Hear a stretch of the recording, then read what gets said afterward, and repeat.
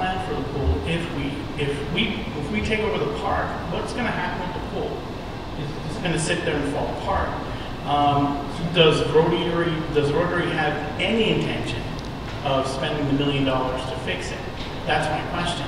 Because if they don't, then there's no point in not acquiring the whole thing and just taking the pool out. I would hope that we would never change the name of that park, that it would always be maintained as the Rotary Club Park.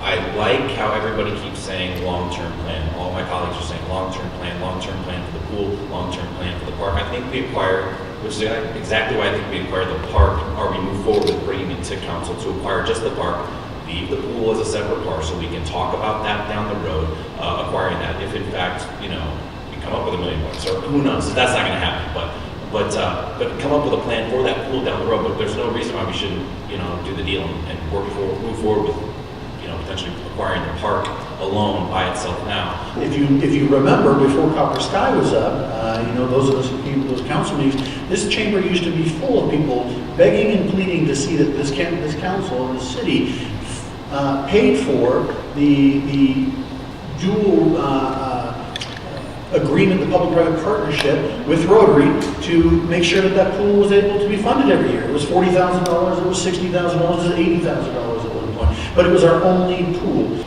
Moving forward right now, we would like to acquire at least the park and get the restrooms open to the community.